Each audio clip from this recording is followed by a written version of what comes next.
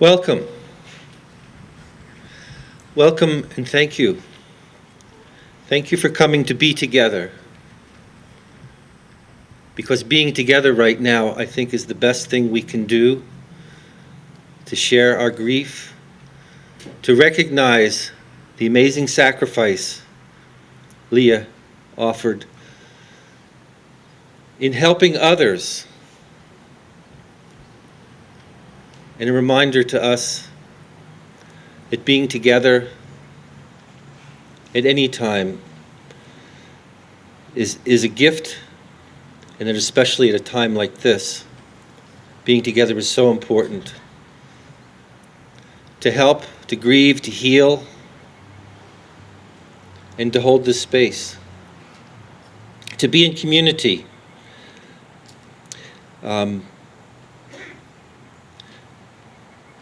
Congresswoman Balint is going to speak next, and I just want to share, when we talked about bringing this group together, I mentioned to Reverend Sparrow, I think Becca's the right person, because I've always been at places, and whenever Becca has been there, she's known how to say the right thing at the right time. And of course, when I reached out to Becca, she said, I'm there. And here she is, Becca Balint, our Congresswoman.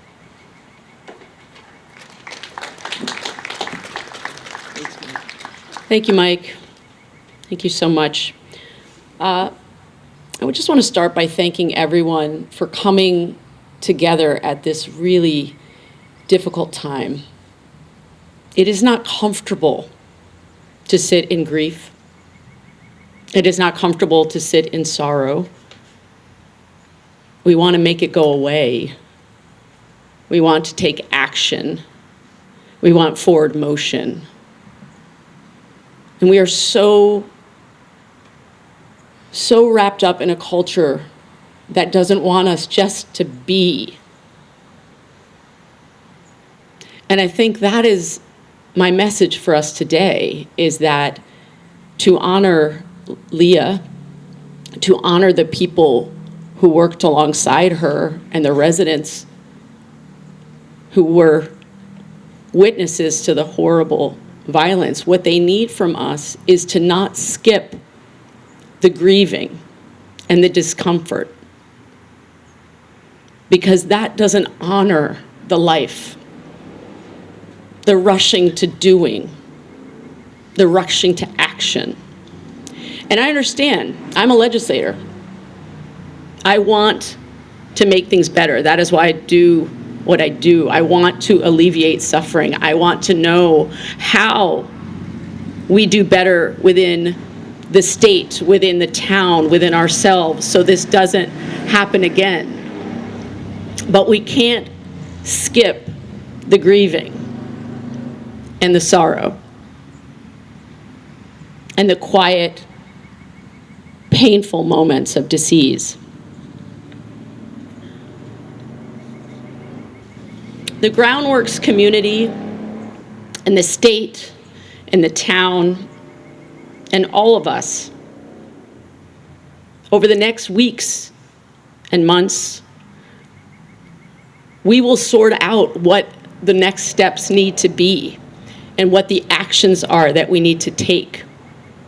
But if we rush to those steps without grieving, without sitting in our sorrow, we will make mistakes because we are not thinking clearly. We are overwhelmed by the depth of the feeling.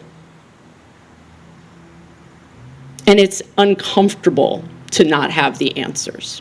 I know my wife, who's in the audience here today, we have talked a lot with our children over the last week, how difficult it is not to have the answers. But we don't yet.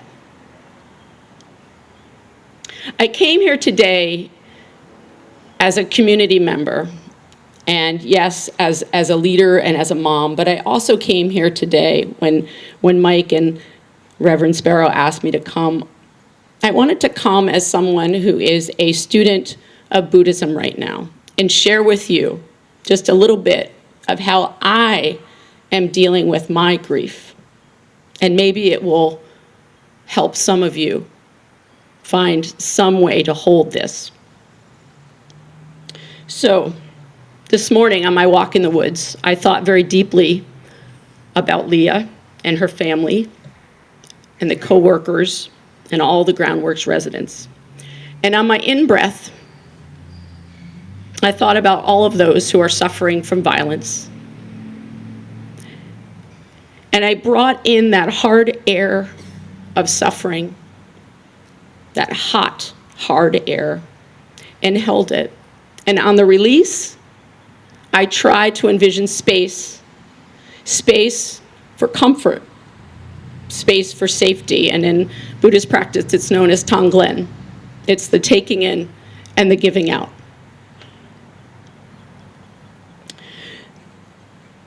That is how I am finding a quiet place to sit with this suffering. The taking in of the hardness and of the suffering, and the letting out of the comfort and the safety that we all need to offer to one another. It is a healing practice for me, but I know as I talk about it with my friends, it is a healing practice for them. And if you believe, as I think many of you believe, regardless of your religious tradition, you believe we are part of something larger than ourselves, then just the practice of sitting in grief and holding it and allowing space for it to happen, that does alleviate suffering. It does help all of us to heal. So I am not resisting the sadness. I am sitting with it, and I'm holding all of you in the light. I'm holding all of you in the light. Reverend Sparrow.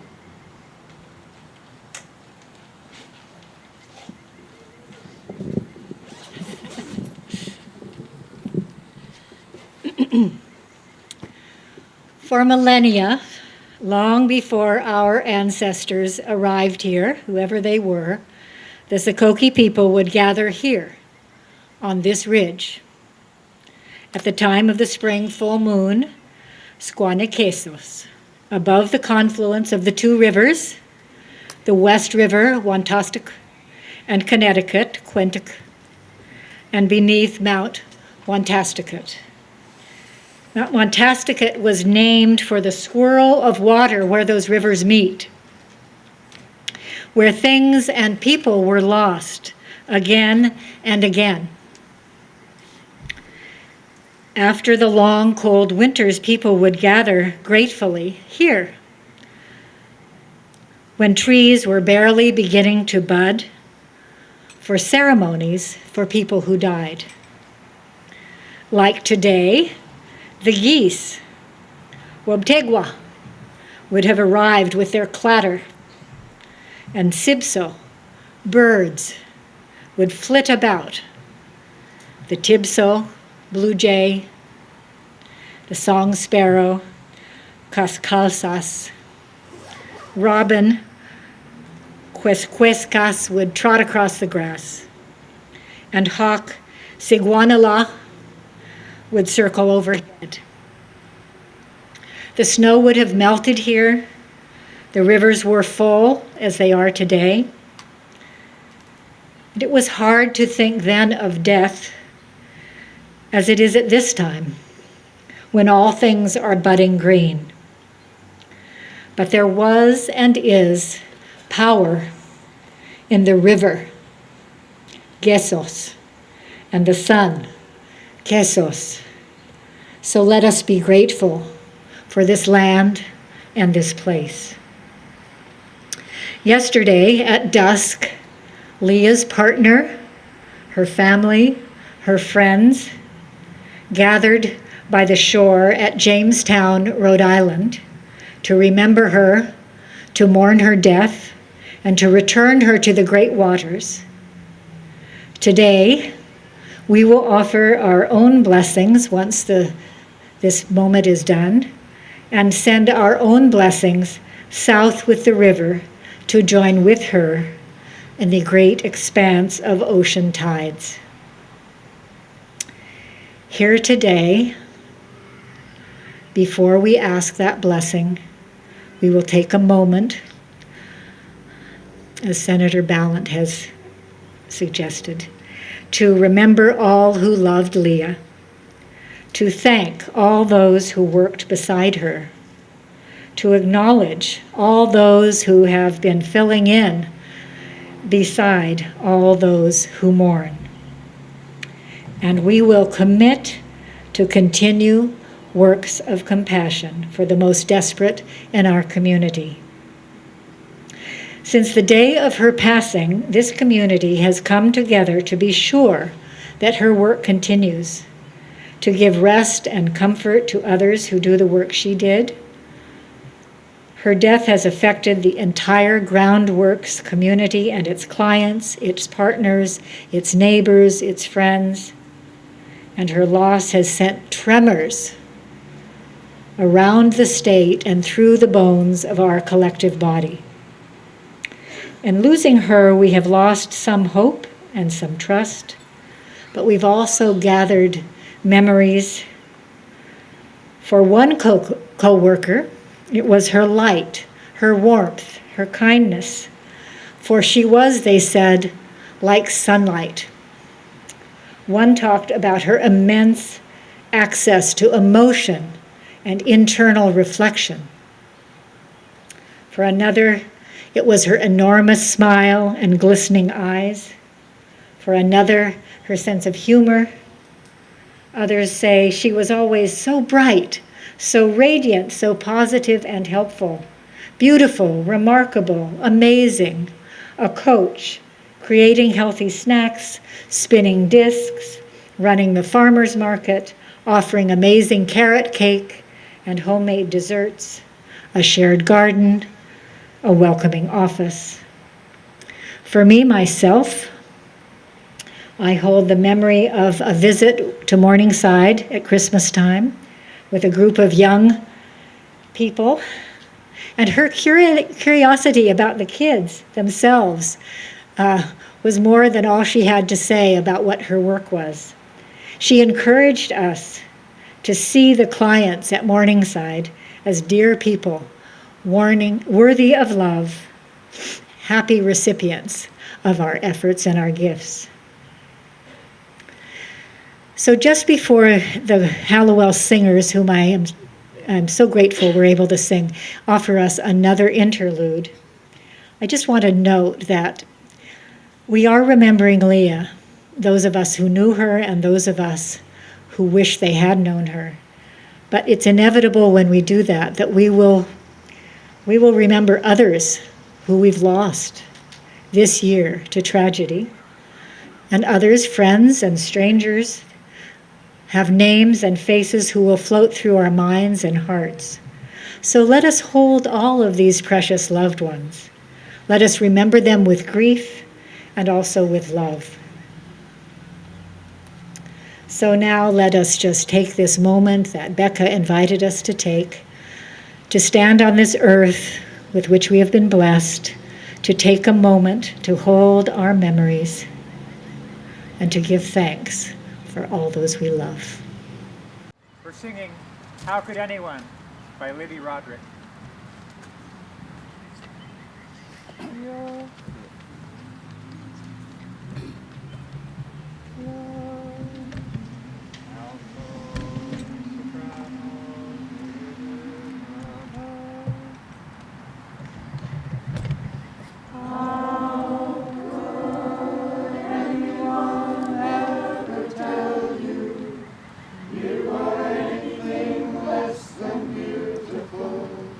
How could anyone ever tell you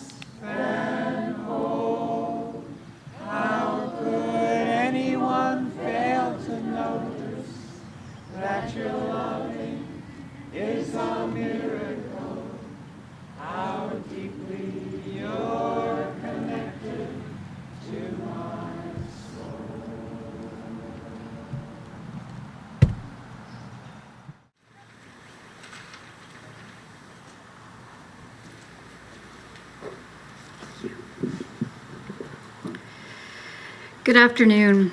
Thank you for having us here with you, and I want to reflect on Congressman Balint's words that this really is a time and a space to hold the moment. For me, this weekend, I too went into the place in nature that helps me ground in the sorrow that we're all feeling, and also the responsibility of where we are to go next, but to not jump there too quickly and too soon. Because there simply aren't words to capture the emotions that we're all feeling. On behalf of my colleagues who are here from the Agency of Human Services and the many others in state service who are pausing across the state to honor Leah Rosin-Pritchard and her family, Groundworks staff, guests, and neighbors, we stand with you today. Our hearts go out to Leah's family. You're in our thoughts and prayers as you start your long path and journey through grieving and healing. None of us can walk in your shoes and know exactly what you're going through. But as I reflected myself on trauma that my family have experienced and the outpouring of the community at that time, it was a reminder to me and a hope that we all will continue to hold Leah's family in our hearts and to allow them to take the time and the space in their privacy to grieve. But also that we are there a month from now, 6 months from now, a year from now, when they're going through the first birthdays, the first holidays without Leah. And while the rest of us have moved forward in many ways, they still have that grief washing over them. So I hope that we will continue to support them and the Groundworks staff in the months to come. To the Groundworks team, you are on your own path. You will find your way.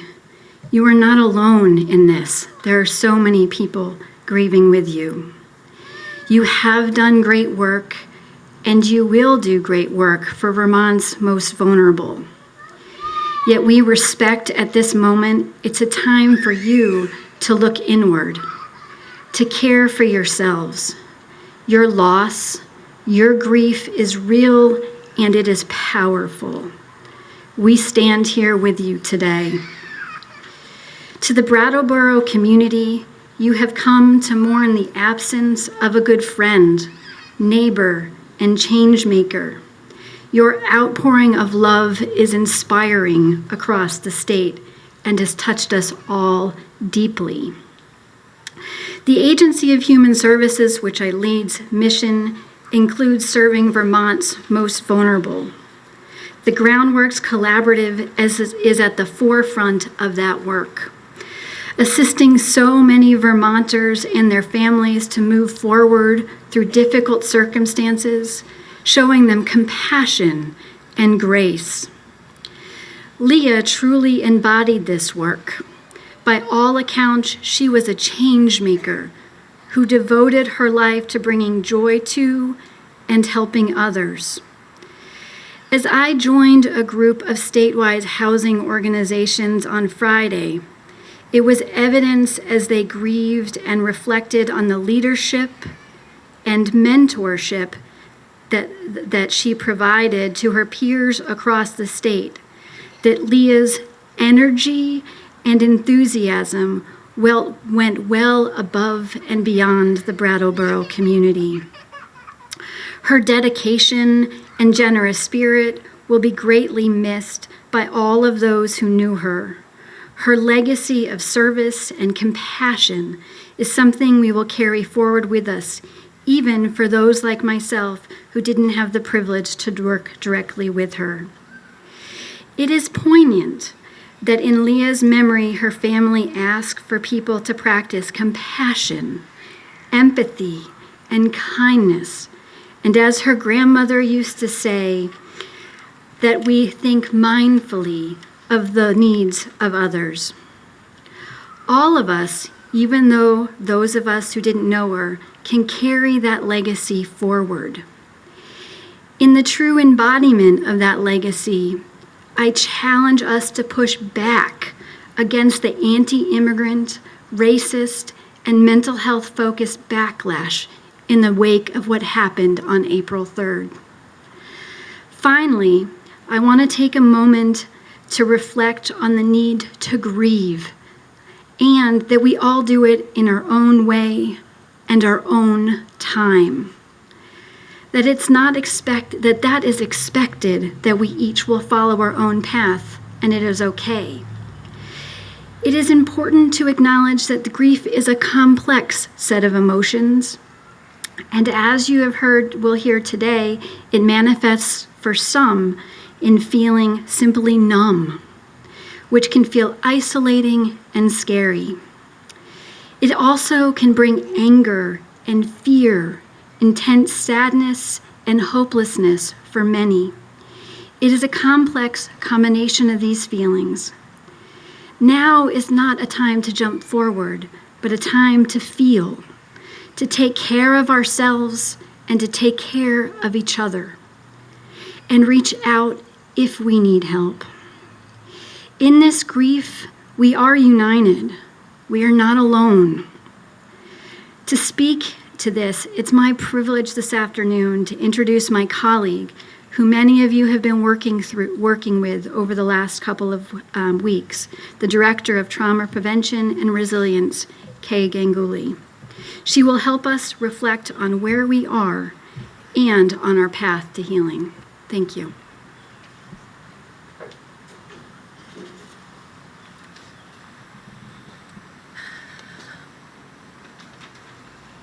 Thank you for being here today.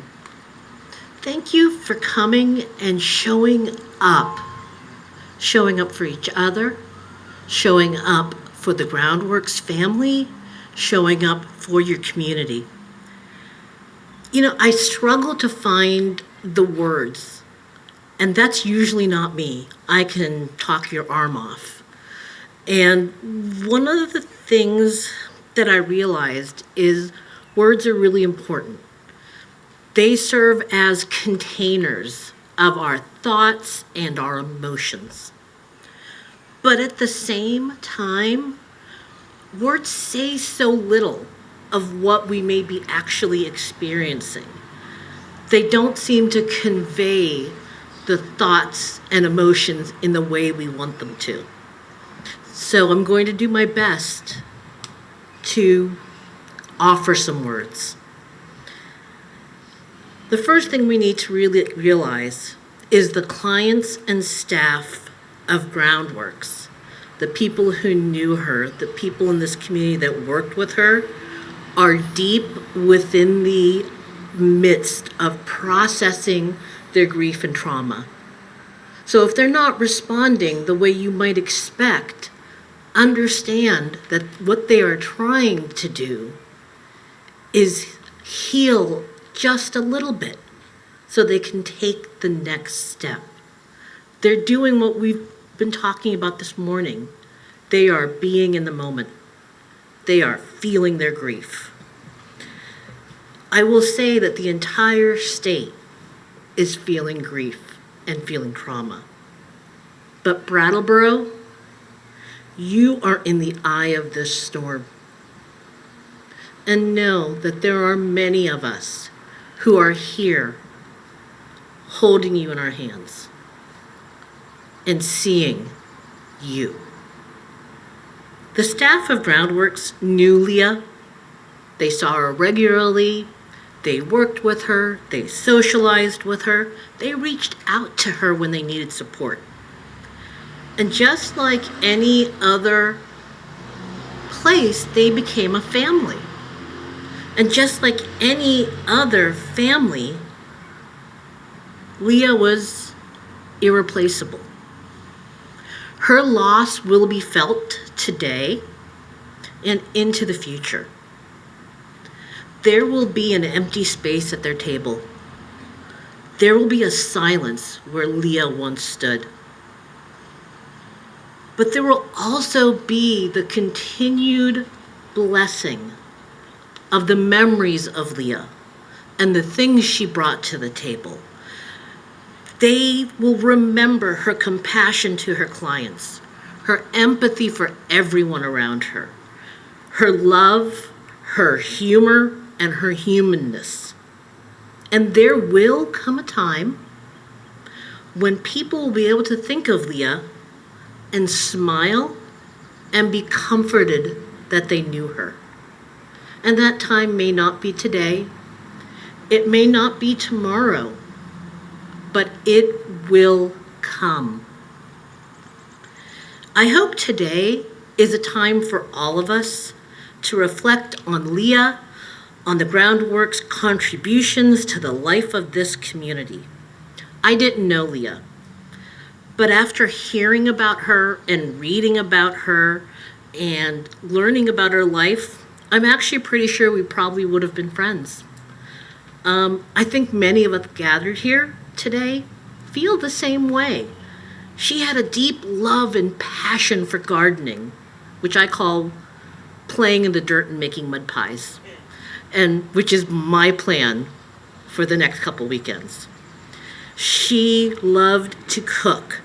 She loved to cook for everyone, for her friends, for her family, for strangers. It's how she expressed love. Now, I do not want to memorialize Leah as a statue above us. I think above all, she was essentially human, and that ability to connect to others is what people treasured. Leah dedicated her life to caring for those who are often unseen. I think we all see them right now. I hope we do. Understand that maybe because this trauma and the grief is so much bigger than what most of us have experienced before, that it adds to the lack of knowing how to feel, how to react. It's hard because trauma and grief can write deeply on the body. It's a weight we seem to carry with us wherever we go. And no matter how hard we try, we can't escape it. No amount of running leaves it behind us, and we can't hide from it. And the more we try to avoid it, the bigger it gets, and the more of us it consumes. We have to be willing, over the next period of time, to experience it, to digest it, and to learn from it. Take those lessons and grow. You know, many of our trauma reactions come from what I call your lizard brain, okay? It's the primitive part of your brain that's really deep inside. And what happens is we have a reaction that's called fight, flight, or freeze.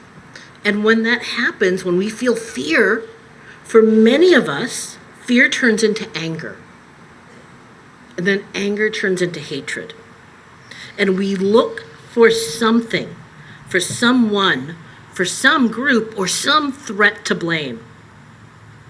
Understand this fear and anger is really closely associated with our ideas about safety. We worry for ourselves. We worry for our friends. We worry for our families, our communities. It's human to want something to do to help ensure that safety. We want to return to a time when this fear and anger didn't exist. We want to go backwards. We want to turn that page and go back to the first chapter. But no, as we're trying to make sense of this event, because that's what we do as humans, we shouldn't tip over into blaming others. It's all too easy to point the finger at those we perceive to be different in some type of way, such as people who identify as Black, Indigenous, or people of color, refugees, immigrants, asylum seekers, the homeless, substance users, people who struggle with mental illness. Let me tell you, the list can go on and on. We want to reject those people that we see as other. We want to blame them for all the events because this couldn't happen from within our own community. We want to see people as outsiders who are not Vermonters. They're not part of us. But in the end, we are a community and we belong to each other. Speaking from personal experience, I am a first-generation immigrant. I came over to this country with my parents in 2 suitcases. We made a life here. My parents wanted something better for their daughters. I came to Vermont in 1985 to go to college and fell in love with this state and in love with the people and met my future partner. We had 3 children, 3 daughters, and we raised them here. We left for a while, but we were inevitably drawn back. Today, my entire family lives in Vermont. My entire family serves Vermont. Whether we work in my position, whether we work for another department in the state, contractors, nonprofits, every single one of us gives back because we believe that Vermont is worth it. We have bought houses here, we have had children here. Everything we do enhances life for Vermonters and it provides service to our community. And the more open and welcoming we become as a community, the more people that settle here and add to our community, no matter how they look or how they sound or what their religious belief might be. You know, so know that the people you see today that you might see it as others become a part of the fabric of our community. And in this richness of diversity, we can and we will grow stronger. And these are all things that Leah believed in and worked for and worked towards. Leah was dedicated to this community. She wanted to see it grow and flourish. Groundworks staff are also dedicated to this community and to the idea that everyone who resides here can grow and flourish. So understand that as we pull together, especially in times of grief, one of the big questions we have is why. We want to make sense of this, but the whys may never be answered, so we put our own ideas and we start pointing fingers and assigning blame. I challenge you to work with the facts we know, and only the facts we know. We know Leah Rosin-Pritchard is dead. We know we are grieving. We know she worked at Groundworks. We know many people loved her. We know she leaves behind a partner, family, and friends. And at this time, that is all we know. So instead of focusing on the why, the how, or even the who, I challenge you to grab onto hope and healing. It's more important to celebrate the ideals that Leah stood for than it is to answer these questions. I want you to remember and appreciate more than ever as humans, we are social beings. So we don't heal in isolation. We need each other. The central message I have to give today is one of unity. I'm a practicing Hindu, but I understand and respect many different religions.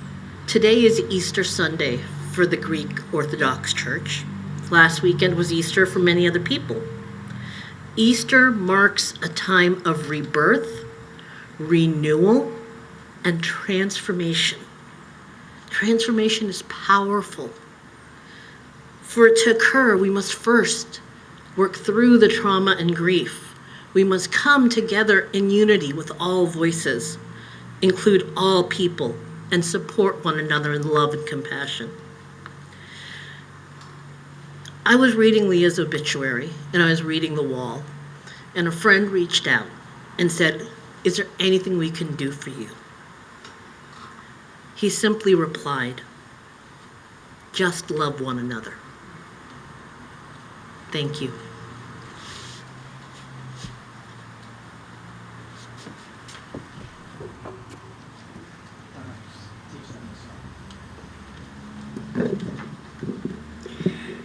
We're going to sing Sending You Light by Melanie DeMore. And I want to teach you the chorus in case you want to sing it with us. I'll sing a line and you all, everybody, sing it back. I am sending you light. To heal you, to hold you. I am sending you light. To hold you in love. I am sending you light to heal. I'll sing this one and I'll have you sing it after. I am sending you light to heal you, to hold you. I am sending you light to heal you, to hold you. I am sending you light to hold you in love. I am sending you light to hold you in love.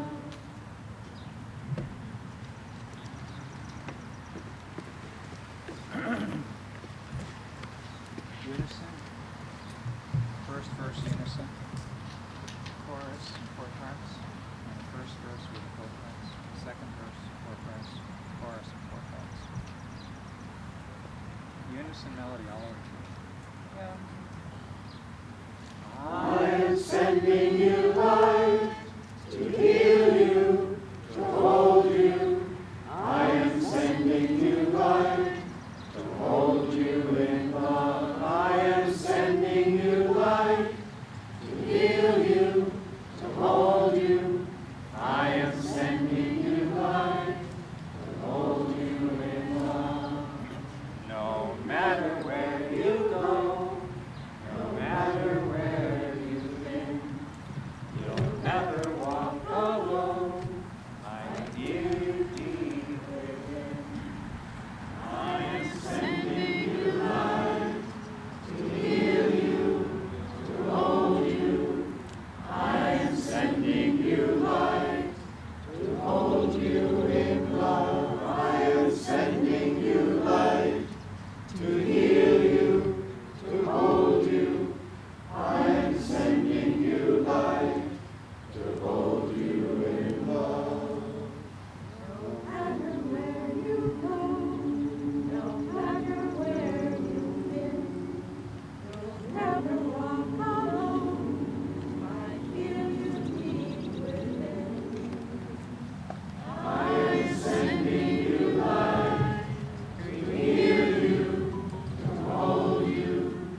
I am sending you light to hold you in love. I am sending you light to heal you, to hold you. I am sending you light to hold you in love. I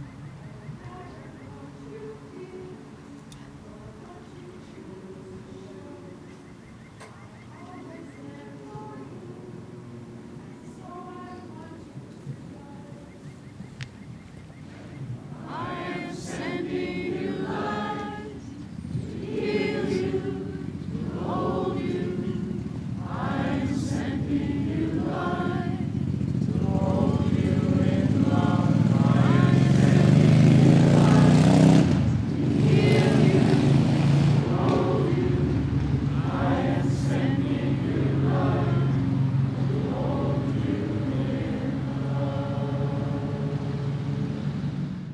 Good afternoon, everyone. My name is John Potter. I was asked to prepare a few remarks for this afternoon. 48 hours after this incredible tragedy happened, and we lost Leah, a special member of our community, Josh Davis put a call out to the many Groundworks partners across Brattleboro to meet the next afternoon at Winston Prouty's Holden Hall. When I heard this call, I was relieved that the Groundworks team could have a chance to sit with others, be with others in the community who care about them and could support them. But I soon learned this was something much more than that. That afternoon, when we got to the 4th floor meeting room, it was packed. There were over 50 people there. Somber faces, hushed conversations, and a scramble to find chairs to put in a big circle around the room. People spilling out into the entryway and standing along the walls of the room.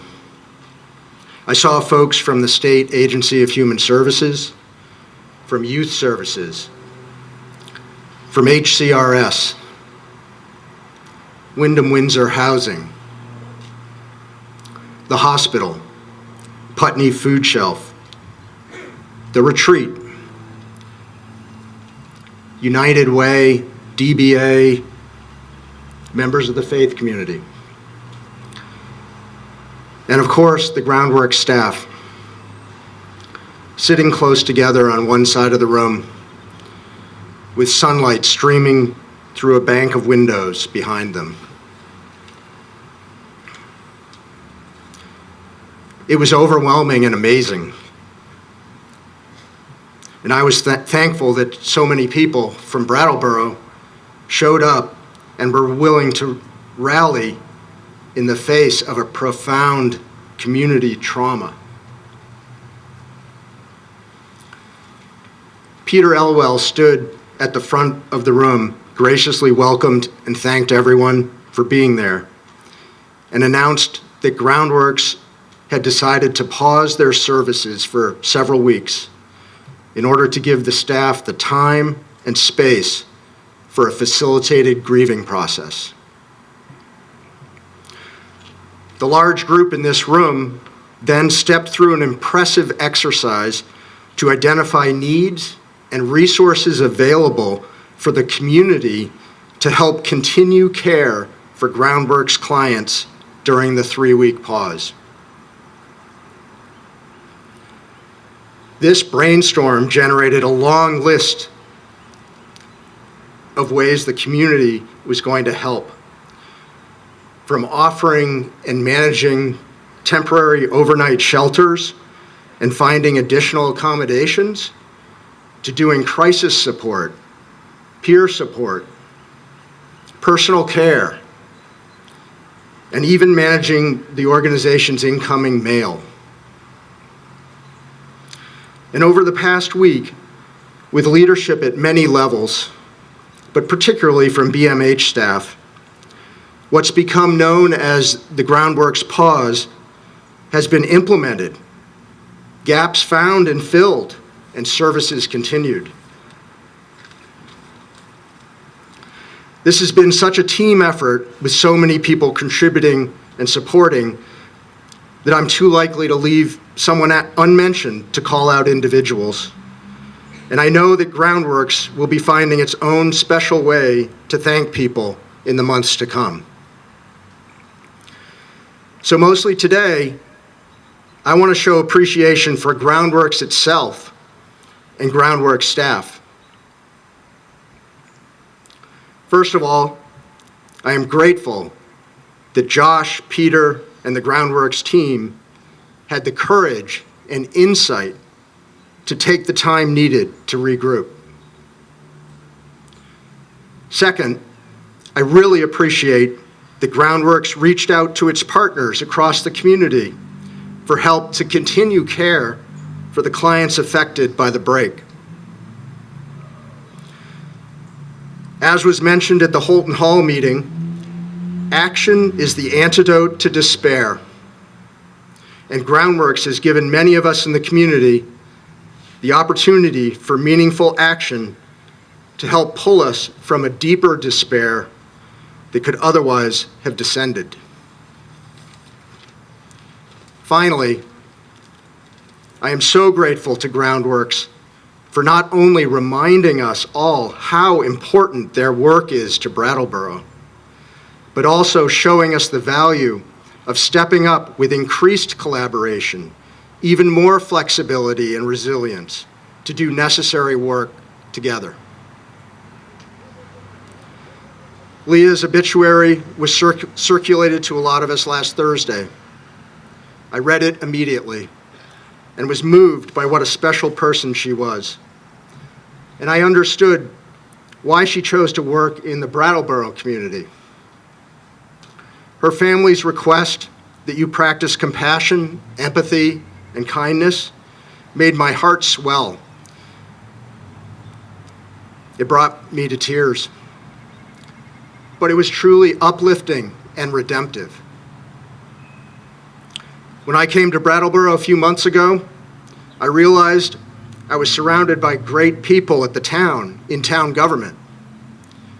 The past few weeks has shown me that we are fortunate to be surrounded by compassionate, empathetic, and kind people throughout Brattleboro and in neighboring communities. People who have rallied over the past week to do something extraordinary. So thank you for being here today and allowing me a few minutes to reflect on this with you.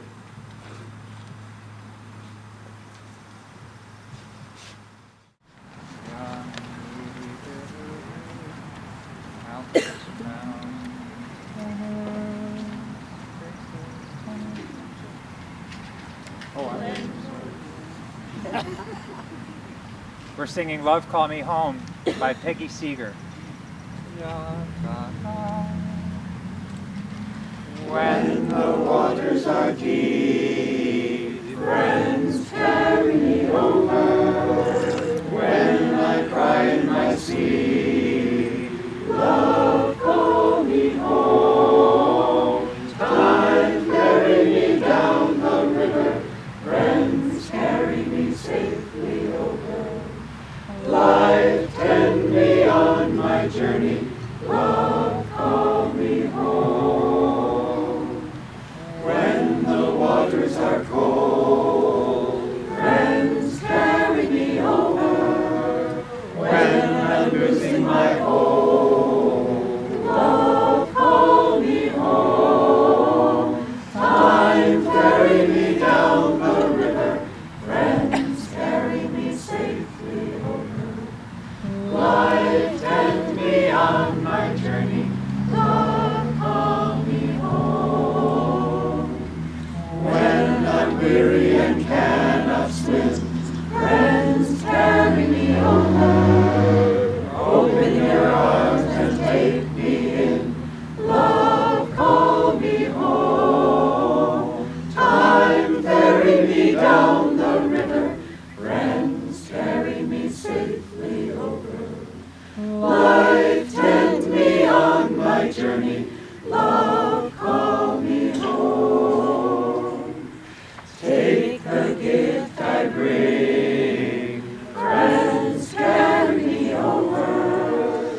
Deep within me life is singing, love call me home. Time ferry me down the river, friends carry me safely over. Life tend me on my journey, love call me home. Life offers a chance for friends to carry us over. Time can stop or dance forever, love call me home. Time ferry me down the river, friends carry me safely over. Life tend me on my journey, love call me home. Time ferry me down the river, friends carry me safely over. Life tend me on my journey, love call me home.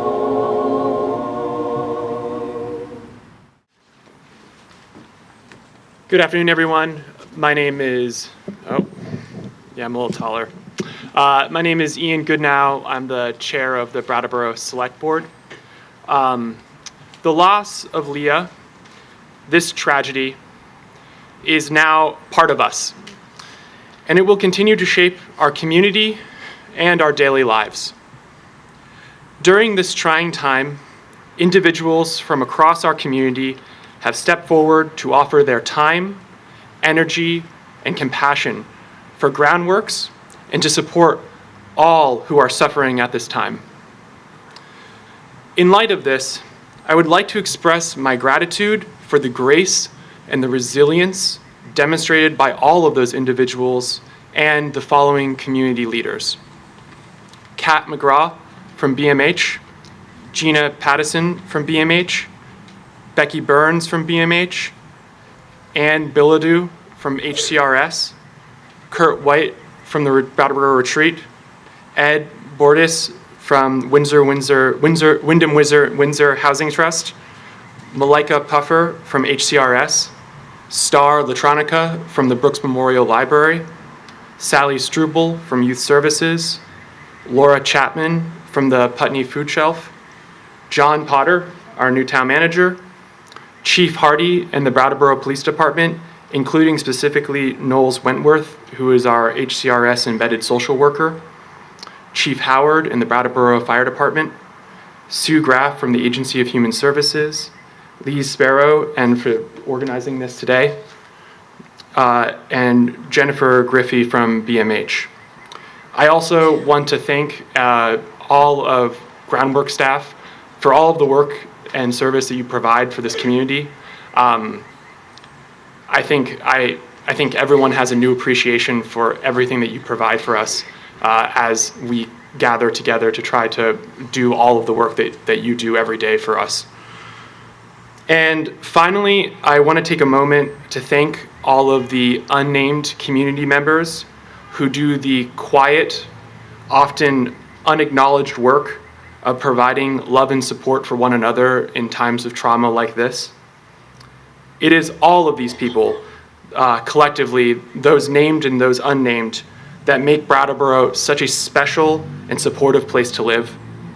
Thank you all for being here for one another. Thank you.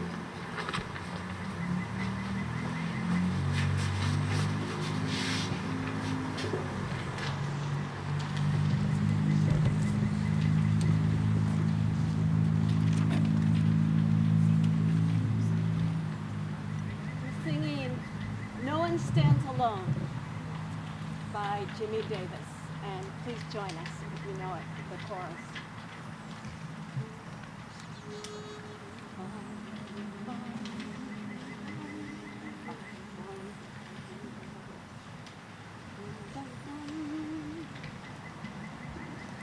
Hold my hand all the way, every hour, every day, from here to the great unknown. Take my hand, let me stand where no one stands alone. Once I stood in the night with my head bowed low, in the darkness as black as could be, and my heart felt alone, and I cried, oh Lord, don't turn your face from me. Hold my hand all the way, every hour, every day, from here